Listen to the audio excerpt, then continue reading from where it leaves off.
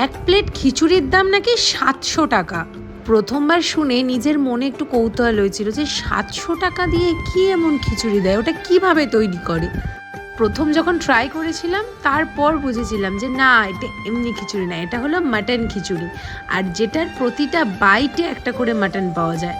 আর এক প্লেটে দুজনের আরামসে চলে যায়, আর তার সাথে এই আলু ভর্তা আর বেগুন ভাজা হলে তো জাস্ট আর কোনো কথাই হয়। আকাশের অবস্থা একদম খারাপ, সকাল থেকে সেই টানা বৃষ্টি হচ্ছিল।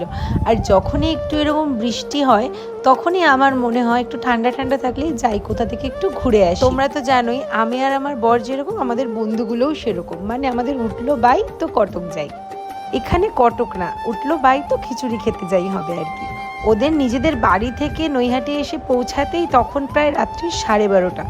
তখন আমাদের যেতে হবে কিনা সেই কলকাতায় খিচুড়ি খেতে।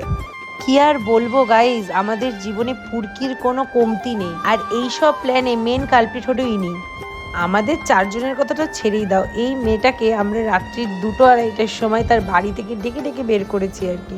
আর জাস্ট চারপাশের লোকজনের অবস্থা দেখো, কেউ টেবিলেই ঘুমিয়ে পড়েছে, কেউ ওখানে নিজেদের মতো কথা বলে যাচ্ছে। ওখানে গিয়ে আমাদের এটাই ফিলিং হলো যে আমরা একটা অদ্ভুত গ্রহের প্রাণী, তাই হয়তো আমরা ভুল করে এখানে চলে এসেছি। থাক বাবা, অত চারদিক দেখে লাভ নেই। আর এদিকে চলে এসেছে আমাদের ডিনার।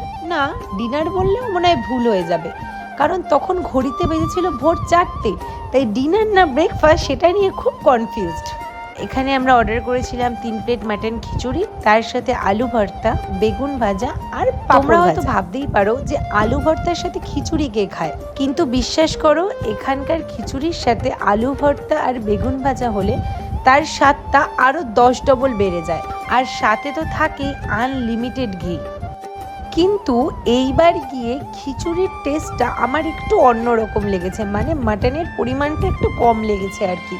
এখানকার খিচুড়ির স্পেশালিটি এটা ছিল যে প্রতিটা বাইটে বাইটে মাটন পাওয়া যায়।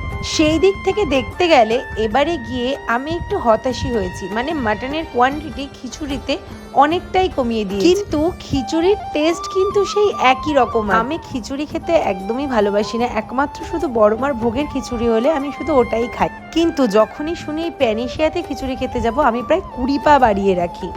আমার আর সৌম্যর এর আগে অনেকবার আসা হলেও ওদের কিন্তু প্রথমবার ছিল, তাই ওদেরও টেস্ট খুব ভালো লেগেছিল। কিন্তু প্রতিবার খেয়ে বেরোনোর পর আমাদের পয়সার জন্য একটু মায়া লাগে।